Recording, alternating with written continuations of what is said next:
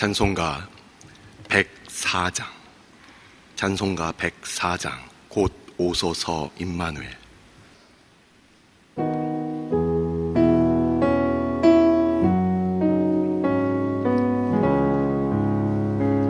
곧 오소서 임마누엘, 오 구하소서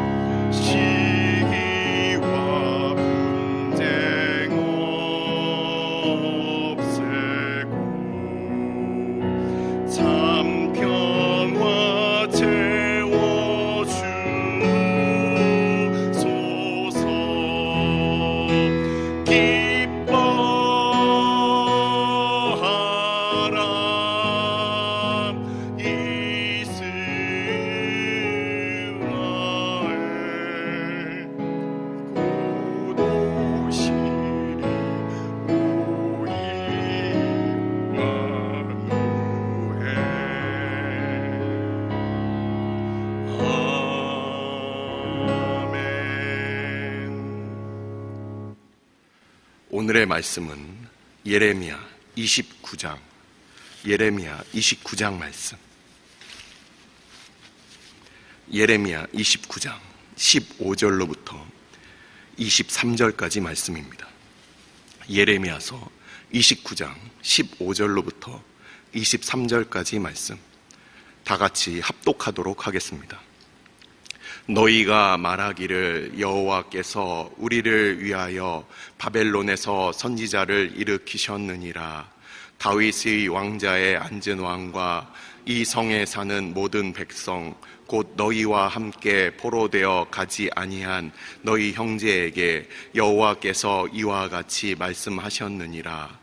만군의 여호와께서 이와 같이 말씀하시되 보라, 내가 칼과 기근과 전염병을 그들에게 보내어 그들에게 상하여 먹을 수 없는 몹쓸 문화가 갖게 하겠고, 내가 칼과 기근과 전염병으로 그들을 뒤따르게 하며 그들을 세계 여러 나라 가운데에 흩어 학대를 당하게 할 것이며, 내가 그들을 쫓아낸 나라들 가운데서 저주와 경악과 조소와 수모의 대상이 되게 하리라. 여호와의 말씀이니라. 너희들이 내 말을 듣지 않았기 때문이니라. 내가 내 종 선지자들을 너희에게 꾸준히 보냈으나 너희는 그들의 말을 듣지 않았느니라. 여호와의 말씀이니라. 그런즉 내가 예루살렘에서 바벨론으로 보낸 너희 모든 포로여, 여호와의 말씀을 들을지니라. 만군의 여호와 이스라엘의 하나님께서 골라야의 아들 아합과 마아세야의 아들 시드기야에 대하여 이와 같이 말씀하시느니라. 그들은 내 이름으로 너희에게 거짓을 예언한 자라. 보라, 내가 그들을 바벨론의 왕 느부갓네살의 손에 넘기리니 그가 너희 눈앞에서 그들을 죽일 것이라. 바벨론에 있는 유다의 모든 포로가 그들을 저주거리로 삼아서 이르기를 여호와께서 너를 바벨론 왕이 불살라 죽인 시드기야와 아합 같게 하시기를 원하노라 하리니 이는 그들이 이스라엘 중에서 어리석게 행하여 그 이웃의 아내와 간음하며 내가 그들에게 명령하지 아니한 거짓을 내 이름으로 말함이라. 나는 알고 있는 자로서 증인이니라. 여호와의 말씀이니라 하시니라. 아멘. 축복하고 기도한 후에 말씀 보도록 하겠습니다. 여호와는 내게 복을 주시고 너를 지키시기를 원하며 여호와는 그의 얼굴을 내게 비추사 은혜 베푸시기를 원하며 여호와는 그 얼굴을 내게로 향하여 드사 평강 주시기를 원하노라. 아버지, 사람의 위로받기를 거절하고 오직 하나님께 주의 얼굴을 구하며 나온 주의 백성들 모였습니다. 아버지께서 이 시간 오직 성령 하나님께서 우리에게 말씀을 허락하여 주시고 우리가 무엇을 위하여 기도해야 할지 말씀을 통하여 인도하여 주옵소서. 오직 주님께서만 이 시간에도 우리의 주인 되어 주옵소서. 이 모든 말씀 우리 주 예수 그리스도의 이름으로 감사하며 기도드리옵나이다. 아멘. 오늘은 예레미야 29장을 말씀을 드릴 예정인데 오늘 말씀은 예레미야 29장 말씀과 그리고 29장에 나와 있는 이 내용이 무슨 오늘 본문에 대한 부분 그리고 전문맥에 대한 부분을 말씀을 드리고 그리고 예레미야서 24장과 25장 함께 오늘 본문과 연결되어 있는 부분 이것이 어떤 의미인지에 대해서 말씀드리고 말씀을 마치도록 하겠습니다. 예레미야서 29장은 굉장히 중요한 장입니다. 왜냐하면 바로 오늘 본문 바로 이전에 어제 본문을 보시면 바벨론의 포로 기간이 70년이 될 것이라는 그 구체적인 연수가 등장을 합니다. 그게 바로 25장의 말씀과 같이 이어져서 25장에 2번이 등장을 하고 29장에 1번이 등장을 해서 그래서 바벨론 유수가 70년이 되겠구나라는 것을 이 당시에 포로로 끌려갔던 사람들이 그 구체적인 연수를 알게 되는 것이 바로 이 29장입니다. 그래서 굉장히 중요한데 오늘 본문부터 보도록 하겠습니다. 오늘 본문 15절을 보시면 15절에 그 거짓 선지자에 대한 부분이 15절에 등장을 합니다. 그래서 우리가 오늘 본문을 쭉 읽어보면 오늘 본문이 쉽게 이해가 되지 않습니다. 그 이유는 29장 15절 말씀과 8절과 9절 말씀 그리고 이 29장 오늘 읽은 부분에 있어서의 마지막 세 구절이 거짓 선지자에 대한 부분이 중간중간에 삽입되어 있기 때문에 오늘 이 말씀을 보시면 거짓 선지자에 대해서 앞하고 뒤에 마지막에 얘기를 하고 중간에 유다에 남아있는 그 왕족과 남아있는 사람들이 어떤 환난을 당할 것인가가 같이 섞여 있기 때문에 오늘 본문을 그냥 읽으면 무슨 뜻인지 잘 이해가 되지 않습니다.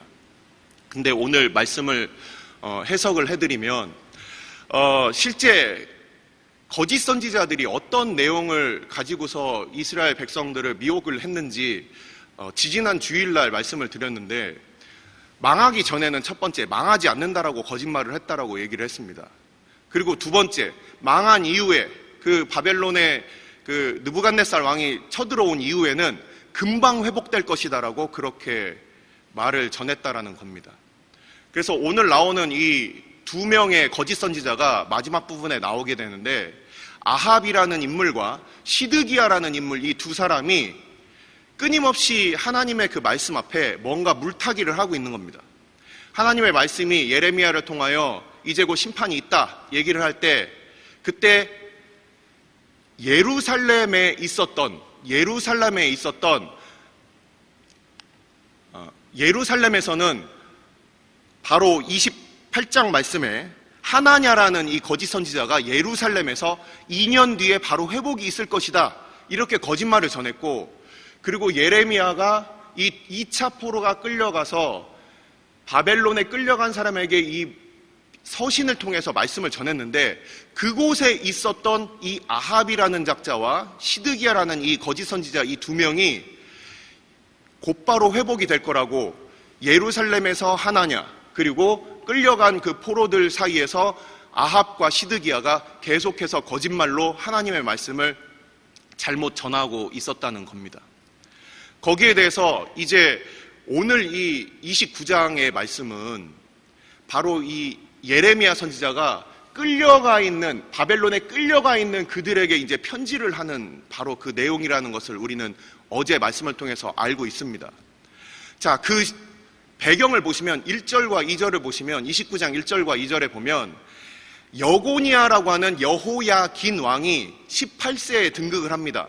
단 3개월 동안 치리를 하는데 아마도 바벨론에게 대항하고 저항하고 반역을 꾀했던 것 같습니다. 그래서 바로 3개월 만에 그 일이 들통나서 바로 이 바벨론의 그 느부갓네살 왕이 그 임금을 폐위시키고 그의 삼촌이었던 시드기야 왕을 이제 왕위에 세우게 되는 것입니다. 그러고서 그를 끌고 가는 장면이 바로 이 배경이라는 겁니다. 자, 이 배경을 가지고서 우리가 생각을 할 때 1차 포로가 여호야김 왕 때 주전 605년에 끌려갔습니다. 그때 끌려갔던 사람이 다니엘이었어요. 끌려가서 이제 언제나 돌아갈 수 있을까 이렇게 기다리고 있는 사람들이 갑자기 그 당시만 해도 여호야김 왕은 유다 왕국에 남아있었고 자기들은 이제 끌려온 겁니다. 우리 언제 돌아갈 수 있을까 이렇게 생각하고 있는데 갑자기 2차 포로가 더 추가로 들어오는 거예요.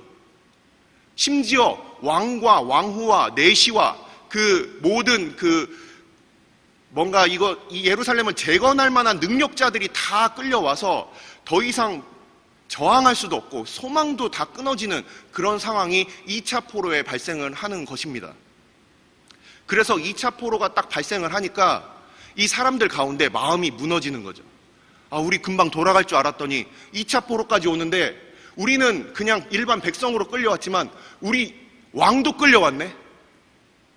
점점 악화돼가는 이 상황을 보는 바로 그 첫 번째 끌려갔던 사람들, 두 번째 끌려갔던 사람들, 이들에게 이 예레미야가 이 말씀을 보내주는 거예요. 날이 갈수록 점점 더 소망이 없어지는 그 환경을 가지고 그 상태에 이 예레미야 선지자는 그들에게 이 편지를 보내게 되는 것입니다. 예레미야서 25장에 보면은 여호야김 시대 이 4년째에 이 예레미야가 첫 번째 70년 뒤에 회복될 것이라는 것을 두 번 말씀을 전하고 있습니다. 그때가 언제냐면 여호야김 3년 때 1차 포로가 끌려가고 605년도에 끌려가고 604년도에 그가 이렇게 바로 회복을 얘기를 하는 것입니다.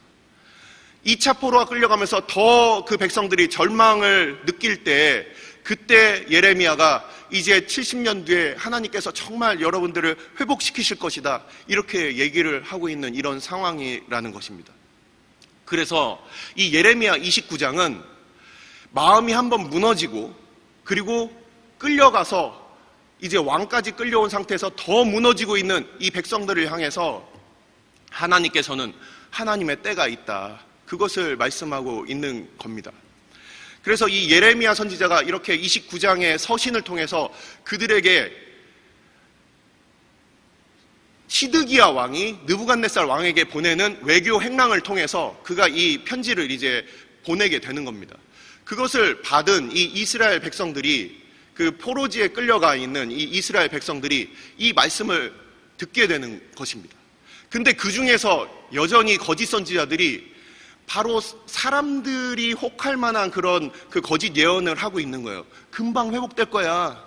금방 회복될 거다. 이렇게 얘기를 하고 있어요.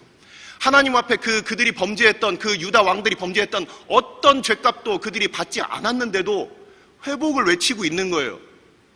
거기에 따라서 오늘 본문에 있어서 바로 16절부터 이어지는 부분이 바로 이 부분입니다. 너희들 끌려와서 힘들지만 남아있는 사람들 두려워할 것이 없다. 그 남아있는 그 유다 왕들과 그 모든 남아있는 자들은 하나님의 철저한 심판이 있을 것이다. 다 흩어지고 다 뿔뿔이 흩어져서 사람들의 조롱거리가 될 것이다. 이렇게 말씀을 전하고 있는 겁니다. 바로 이러한 때에 어떠한 사람들이 있었느냐. 포로로 이제 바벨론에 끌려간 사람들은 그들의 마음이 무너지고, 우리는 하나님으로부터 버림받았나 보다. 우리 형제들과 우리 친척들은 다 유대에 남아있는데 우리는 이렇게 끌려와서 우리는 도대체 이게 어떤 이 포로 생활로 우리가 얼마나 이렇게 비참하고 고달픈가. 이렇게 그들이 생각하고 있었어요. 근데 예레미야서 24장을 보면 무화과 광주리, 두 무화과 광주리 비유를 하나님께서 예레미야를 통하여 말씀을 하셨습니다. 첫 번째로 딴 그 먹기 좋은 그 좋은 무화과 그 광주리가 바로 포로로 끌려간 너희들이고, 그리고 남아있는 이 무화과들은 다 썩어서 못 먹게 될 그런 무화과다.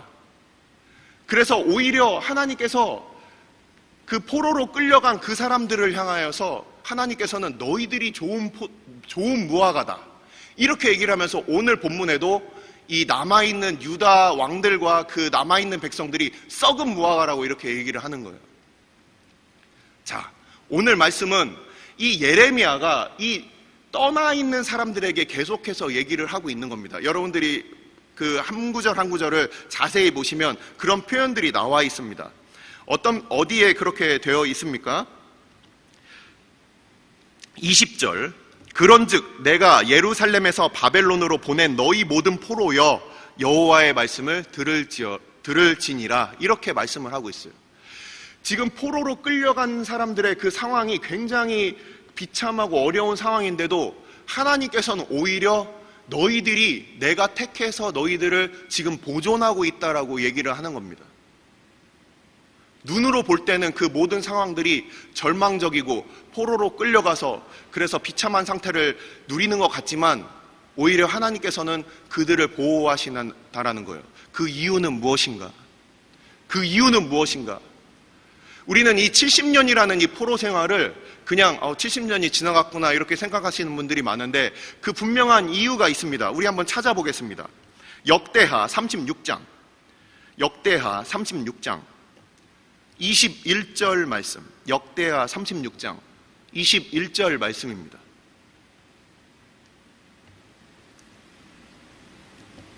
찾으신 분들 함께 읽도록 하겠습니다. 이에 토지가 황폐하여 땅이 안식년을 누림같이 안식하여 70년을 지냈으니 여호와께서 예레미야의 입으로 하신 말씀이 이루어졌더라. 아멘. 하나님께서는 왜 70년을 그들에게 포로 생활을 허락하셨을까? 그냥 1년, 2년 정신 차리게 그냥 따끔하게 회초리만 그냥 되시면 될 것이지 왜 그렇게 긴 시간을 그렇게 포로로 그렇게 비참한 생활들을 허락하셨을까? 이 모든 것이 하나님으로부터 온 것인데 왜 그것을 허락하셨을까? 이 안식년이라는 것은 바로 다음 농사를 위해서 그 땅을 휴식시키는 바로 그러한 기간입니다. 그래서 이 안식년이라는 것은 그냥 허송세월 보내는 것이 아니에요. 다음 농사를 다시금 준비하기 위해서 그래서 그 땅이 안식하는 그 기간이라는 겁니다. 이전에 심겨져 있었던 유다 왕들, 하나님 앞에 범죄했던 그 므낫세와 그 이후에 그 모든 왕들이 하나님 앞에 끊임없이 범죄했는데 그들이 선지자를 계속 하나님께서 보내주셨어요. 무려 800년 전부터 신명기의 30장의 말씀처럼 하나님께서 모세를 통해서 그렇게 경고를 하셨어요. 그리고 400년 전에 솔로몬의 그 역대하 6장과 7장의 말씀처럼 하나님께서 너희들 이렇게 다른 우상을 섬기면 망한다 얘기를 했는데도 그들은 듣지 않았어요. 모세와 솔로몬과 그 이후의 모든 선지자들의 말을 다 듣지 않았기 때문에 그들은 더 이상 소망이 없었다는 겁니다. 하나님께서는 이 모든 백성들을 다 이제 우리가 집을 대청소를 하기 위해서 우리 자녀들에게 이렇게 얘기할 수 있습니다. 너희들 잠깐만 밖에 나가 있어라. 내가 이거 다 청소하고 다시 부를게. 바로 그런 상황인 겁니다. 하나님께서 깨끗하게 하시기 위해서 겉으로 보일 때는 그들이 포로인 것 같지만 그들에게 바로 오늘 본문에 바로 전문맥에 이렇게 얘기하고 있어요. 너희가 그 포로지에 있지만 나를 향해서 부르짖어라. 내가 들어줄게.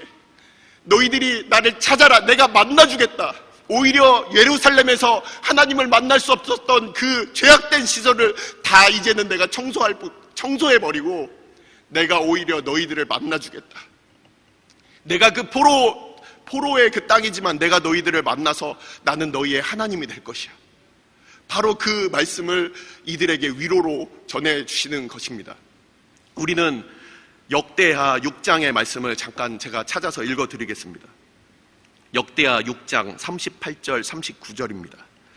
자기들을 사로잡아간 적국의 땅에서 온 마음과 온 뜻으로 주께 돌아와서 주께서 그들의 조상들에게 주신 땅과 주께서 택하신 성과 내가 주의 이름을 위하여 건축한 성전 있는 쪽을 향하여 기도하거든 주는 계신 곳 하늘에서 그들의 기도와 간구를 들으시고 그들의 일을 돌보시며 주께 범죄한 주의 백성을 용서하옵소서.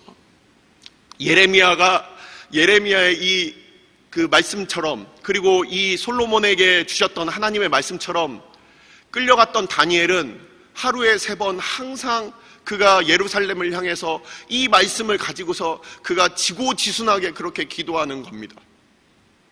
하나님 앞에 기도하는 주의 백성들은 눈앞에 보이는 환경들이 잠깐 반짝하게 좋았다, 그렇게 나빴다 이걸로 인해서 그렇게 휘둘리는 사람들이 아니라 하나님의 말씀이 주를 향하여 기도하라. 너희들의 그 어려운 상황 가운데서도 하나님의 만나주심과 그의 들으심을 믿고 의지하며 그것을 위해서 기도해라. 그 말씀을 오늘도 이 예레미야를 통하여 우리에게 말씀하시는 겁니다. 그 말씀을 듣고 그냥 그 믿음으로 하나님 앞에 기도했던 다니엘은 그 믿음으로 하나님을 기쁘시게 하고 하나님께서 그를 의롭다 하셨다는 것입니다. 오늘날 우리도 마찬가지입니다. 모든 환경들, 모든 상황들은 나빠진 상태에서 더 나빠질 수도 있어요. 겉으로 보이는 것들은 아무것도 소망이 보이지 않을 수가 있습니다. 하지만 이 예레미야를 통하여 그 수많은 거짓 선지자들, 잠깐 조금만 참으면 그냥 회복될 거야, 이런 메시지가 아니라 하나님 앞에 너희의 마음을 하나님을 향하여 돌이켜라. 하나님을 찾아라. 그의 얼굴을 구해라. 하나님께서 들으신다. 하나님께서 만나주신다. 그 말씀이 우리 마음 가운데 들리기를 소망합니다. 기도하겠습니다. 이 시간 우리가 함께 기도할 때 1차 포로로 끌려가고 2차 포로가 끌려와서 그곳에 바벨론에 남아있던 백성들의 마음은 아마도 더 꺾이고 무너졌을 겁니다. 하지만 우리 주님께서는 그 백성들을 향하여 이렇게 말씀하십니다. 너희가 내게 부르짖으며 내게 와서 기도하면 내가 너희의 기도를 들을 것이요 너희가 온 마음으로 나를 구하면 나를 찾을 것이요 나를 만나리라. 이것은 여호와의 말씀이니라. 나는 너희들을 만날 것이며 너희를 포로된 중에서 다시 돌아오게 하되 내가 쫓아보내었던 나라들과 모든 곳에서 모아 사로잡혀 떠났던 그곳으로 돌아오게 하리라. 이것은 여호와의 말씀이니라. 우리가 주의 신실하신 약속을 믿고 오늘도 하나님 앞에 나왔습니다. 우리가 눈에 보이고 우리가 경험하고 만질 수 있는 것들을 우리가 의지함으로 나온 것이 아닙니다. 신실하신 하나님을 우리가 의지하며 오늘도 하나님 앞에 주의 얼굴을 구하고 주의 성소를 향하여 기도하는 우리들 다 되게 해달라고 이 시간 함께 기도하도록 하겠습니다.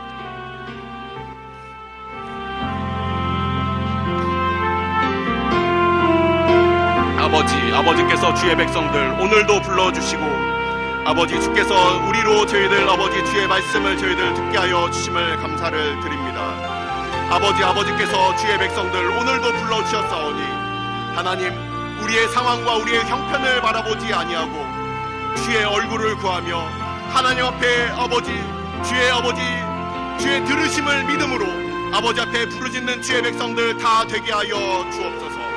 아버지, 우리의 형편을 주께서 아시고 우리 아버지 죄악됨을 주께서 아시오니 아버지께서 우리를 불쌍히 여겨 주시고 우리를 주께서 저희들 새롭게 하여 주옵소서. 새롭게 하시는 주의 은혜를 주께서 주의 교회 가운데 허락하여 주셔서 아버지, 주의 몸된 교회가 그저 아버지 눈에 보이는 아버지 평안과 안정을 구하는 것이 아니라 하나님 앞에 다시금 새롭게 되어지는 은혜를 허락하여 주옵소서. 아버지, 그 마음을 하나님께 정하고 하나님 앞에 부르짖었던 아버지 예레미야와 같이 아버지 예루살렘을 향하여 하나님 앞에 그 얼굴을 구했던 믿음의 선조들과 같이 아버지, 우리들도 주의 얼굴을 구하며 하나님 앞에 나아가는 주의 백성들 다 될 수 있도록 아버지께서 우리 가운데 말씀을 허락하여 주시고 오직 하나님 앞에 주 앞에 기도하는 우리들 다 되게 하여 주옵소서. 오직 하나님께서만 우리의 주인 되어 주시고 우리의 마음과 우리의 생각을 오직 하나님께로 다시금 아버지 저희들 기도하는 성소를 향하여 주의 전을 향하여 하나님의 영광과 주의 거룩을 향하여 함께 기도하는 주의 백성들 될 수 있도록 아버지, 그 마음 가운데 아버지 우리의 마음 가운데 말씀을 허락하여 주시고 말씀을 쫓아서 신실하게 기도하는 주의 백성들 다 되게 하여 주옵소서. 주 오실 그날을 온전히 준비하는 주의 신실한 백성들 다 되게 하여 주옵소서. 매주 목요일은 특별히 전도 및 전도 사명을 위해 기도하는 날입니다. 이 시간 기도하실 때 주여 우리 위에 아버지의 마음을 부어주시사 많은 영혼을 구원하게 하옵소서. 우리 교회가 돕고 있는 파송 및 후원 선교사들의 가정과 사역 위에 은혜를 내려 주옵소서. 전도와 선교의 사명을 감당할 수 있도록 성령으로 기름 부어 주옵소서. 계속해서 담임 목사님을 위해 기도해 주시고 함께 동역하시는 장로님들과 교육자들이 사랑으로 하나 되어 온 교회가 성령으로 충만한 가운데 부흥의 역사를 이루게 해달라고 전도와 선교 사명을 위해 합심으로 기도하신 후에 자유롭게 기도하시면 되겠습니다. 이 시간 기도하실 때 먼저 저를 따라해 주시기 바랍니다. 주여 아버지의 마음을 주옵소서. 주여 아버지의 마음을 주옵소서. 다 같이 합심으로 기도하겠습니다.